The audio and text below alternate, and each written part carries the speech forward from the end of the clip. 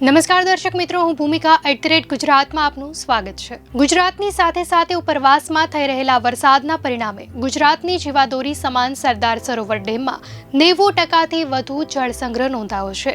સરદાર સરોવર યોજનામાં કુલ સંગ્રહ શક્તિના 89.92% જળ સંગ્રહ નોંધાયો છે, જ્યારે આ સિવાય રાજ્યના અન્ય 206 જળાશયોમાં 3,46,857 MCFT એટલે કે કુલ સંગ્રહ શક્તિના 61.92% જેટલો જળ સંગ્રહ નોંધાયો છે, તેમ જળ સંપત્તિ વિભાગના અહેવાલમાં જણાવાયું છે।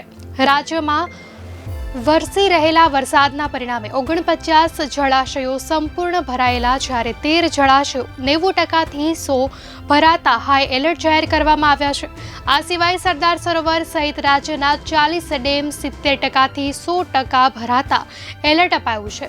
આ ઉપરાંત 20 ડેમ 50થી 70% ભરાતા વોર્નિંગ આપવામાં આવી છે, જ્યારે 41 ડેમ 25થી 50% ભરાયા છે।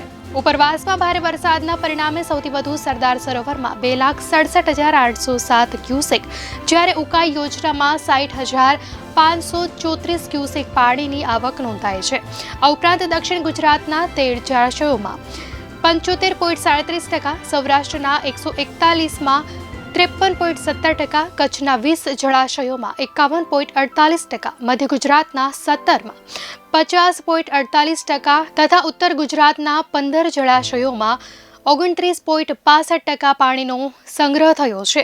ગુજરાતની જીવાદોરી સમાન સરદાર સરોવર નર્મદા ડેમની સપાટી સિઝનમાં પહેલીવાર 135.61 મીટર પર પહોંચી છે, અને આ સાથે નર્મદા ડેમ 90% ભરાયો છે। અહીં riverbed power house, canal head power house અને 9 દરવાજાથી પાણી નદીમાંથી છોડાઈ રહ્યું છે, તો આ તરફ ઉકાઈ ડેમના 6 દરવાજા ખોલી તાપી નદીમાં પાણી છોડવામાં આવી રહ્યું છે। હાલ ડેમની સપાટી 334.90 ફૂટ પર પહોંચી છે। ડેમનું રૂલ લેવલ 335 ફૂટ અને ભયજનક સપાટી 345 ફૂટ છે। તો બીજી તરફ પાટણના ધારાસભ્ય કિરીટ પટેલે મુખ્યમંત્રીને પાટણની સરસ્વતી નદીમાં પાણી ઠાલવવાની રજૂઆત કરી છે।